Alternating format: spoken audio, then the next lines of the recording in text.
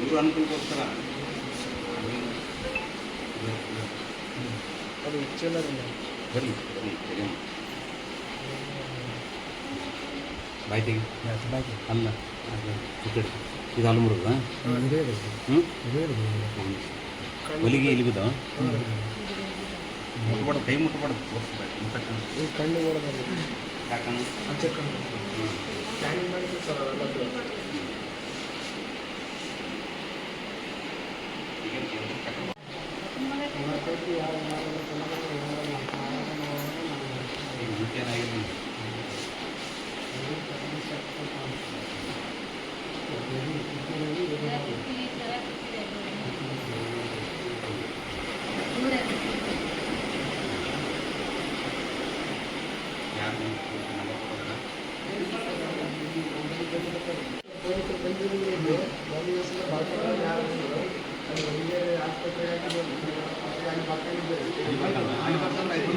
MLC ಒಂದಿನ ಅವ್ರು ಇಲ್ಲಿ ಬಂದರೆ ಹೋಗ್ಬೇಕಂತ ಅಲ್ಲಿದ್ದು ಇಲ್ಲಿ ಕಳಿಸಿ ಇಲ್ಲಿ ಬಂದ್ರೆ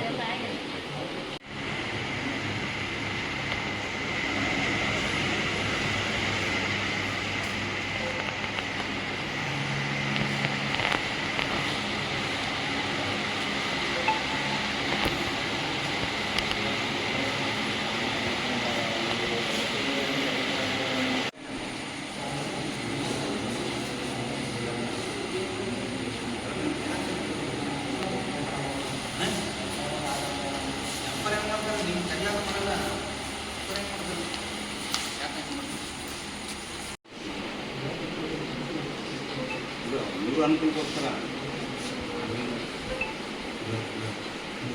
ಅದು ಇಚ್ಛೆಲ್ಲ ಬರಲಿ ಬಾಯ್ ತೆಗಿ ಅಲ್ಲ ಇದು ಅಲ್ಲಿ ಮುರಿದ ಹೊಲಿಗೆ ಇಲ್ಲಿ ಬಿದ್ದಾವ ಮುಟ್ಬಾರ್ದು, ಕೈ ಮುಟ್ಬಾರ್ದು, ಕಣ್ಣು ಯಾಕಂದ್ರೆ ಸ್ಕ್ಯಾನಿಂಗ್ ಮಾಡಿದ್ರು ಸರ್ ಅವೆಲ್ಲ